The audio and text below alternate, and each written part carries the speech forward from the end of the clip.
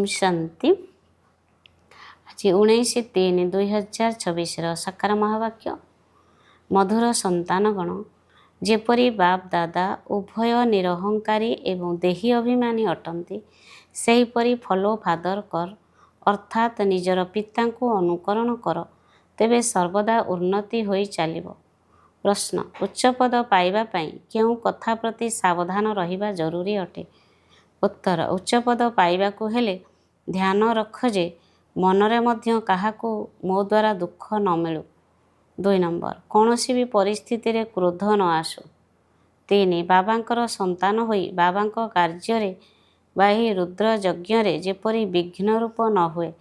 जदि केही मुहरे केवल बाबा बाबा कही चलीथिबो किंतु चालीचलन राजकीय होई नथिबो, तेबे उच्च पद मिली पारिबो नाही। ओम शांति। ओम शांति। मुख्य सार 1 नंबर, बाणी रे एवं कर्म रे बहुत राजकीय हेबाकू पड़िबो। मुखरु सर्वदा रत्न बाहर करिबा उचित। निज समान करिवार सेवा करिबाकू हेबो। काहार हृदय को दुखी करिवार नाही। 2 नंबर, क्रोध विकार उपरे बहुत ध्यान देबाकू हेबो। निजर मुखमंडल देवता मानक भली सर्वदा हर्षित रखिबाकू हेबो। निजको ज्ञान बल एवं जोग बल द्वारा देवता करिबाकू हेबो। आजिर वरदान, शक्तिशाली दर्पण द्वारा समस्त को निजर साक्षात्कार कराउथिबा साक्षात्कार मूर्त भव।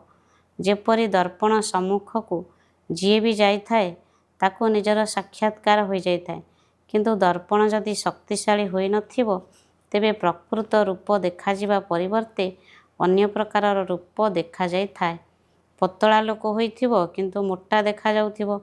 सेथिपई तुमे माने एभली शक्तिशाली दर्पण होई जाओ जहाँकि समस्त को साक्षात्कार कराई पारिबो। अर्थात आपणक सम्मुख को आसीबा क्षणी निजर देह को भूलिबा को निजर देही अर्थात आत्मा स्वरूप स्थित होई जिवे। यह ही होची वास्तविक सेवा। यह द्वारा ही जय जयकार हेबो। स्लोगान, शिक्षा गुड़ी को निजर स्वरूप रे आनिबा वाला ही ज्ञान स्वरूप प्रेम स्वरूप आत्मा अटे। अव्यक्त इशारा, निश्चयर मूलदुआ को मजबूत करी सर्वदा निर्भय एवं निश्चिंत रुह। बाबांको ऊपर तो निश्चय अच्छी, किंतु निज उपरे मध्य निश्चय बुद्धि होई कर्म कर, तेबे विजय ही विजय होई चलिबो। विजय आगरे समस्या किछि भी नुहे। तापरे देखिबो समस्या समस्या भली लागिबो नाही, खेल भली लागिबो। खेल को खुशी खुशी रे खेलतांती। जदि कोनोसी कार्य सहज होई थाए तेबे कहि थांती यह तो